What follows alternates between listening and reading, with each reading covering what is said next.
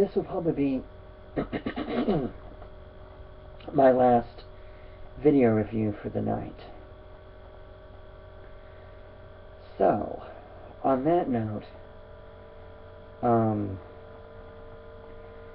like I said, I am going to review FD, possibly 1, 2, and 3 again. Because FD, it felt like I was kind of being somewhat repetitious with that one as well. But I'll fix that one soon. On that note, here's my review for FD5, or Final Destination 5. FD is pretty much one of my acronyms for the movie. Now, this one did not have a known, it mostly just had a bunch of character actors in this one. There were not, other than Courtney B. Vance, there really wasn't any really well-known actors in this movie. But I can tell you that the characters were a little bit more drawn out, and they were given a little bit more air, per se, if you will.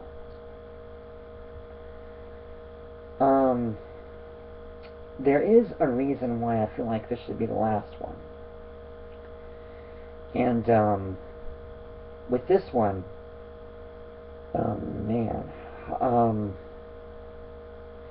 this movie had a very, very unique take on the franchise. Because this time we had the original Premonition disaster, per se. It didn't involve, once again, we did have stuff that people, we had once again, we had characters going through everyday life, everyday situations. But there were certain things that happened in this movie that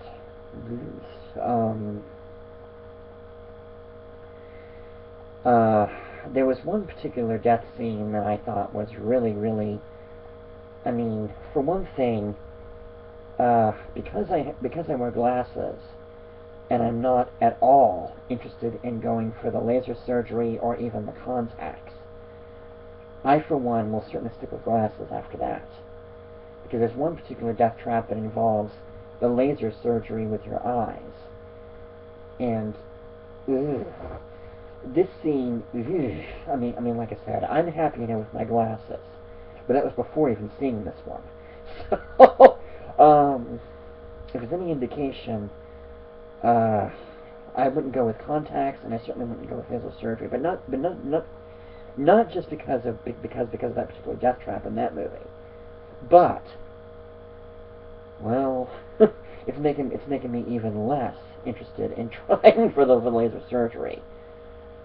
Partly because of how expensive it is, and I'm happy enough with these, personally. On that note, all I can really tell you with this one is that yes, I am hoping it's the last one. If for no other reason than this particular movie, or chapter, should I say, pretty much brings the series around full circle. And that's all the more I'm going to go. Because if I go much further, it'll either confuse you, or it'll give too much away. And, the 3D in this movie, oh my gosh, did it work. Because they played it for all it was worth in this film. And that's putting it mildly. Some of the death traps are so weird in this one, though, that you almost cannot help but wonder.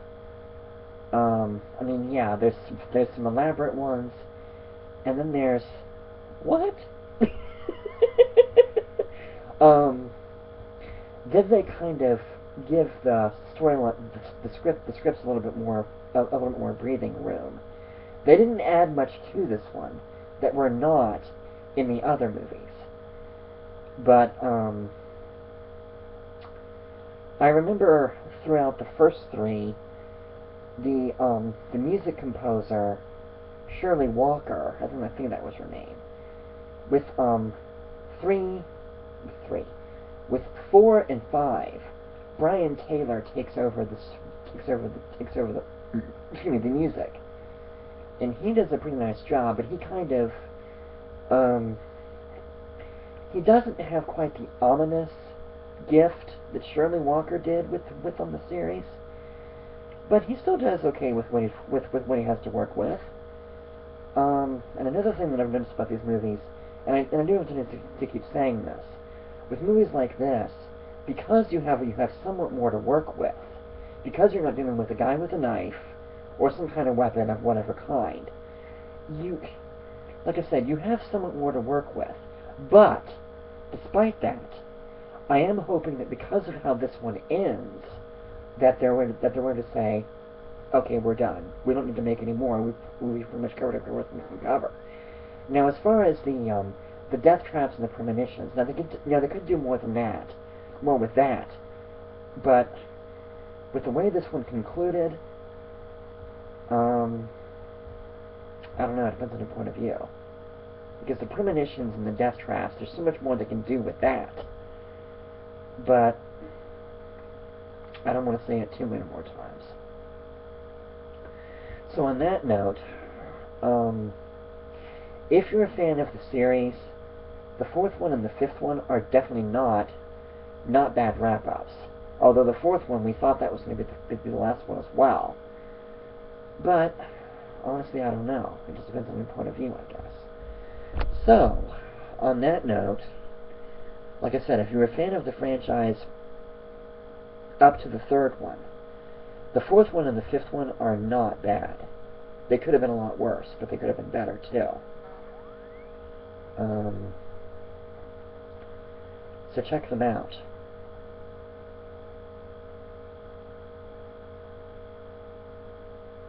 And as far as everyday situations, movies or not, the next time you go through your own personal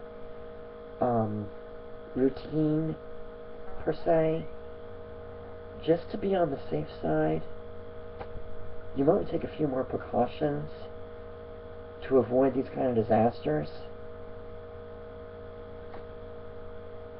because you never know.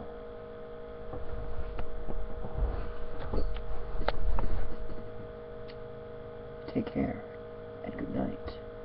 Beware.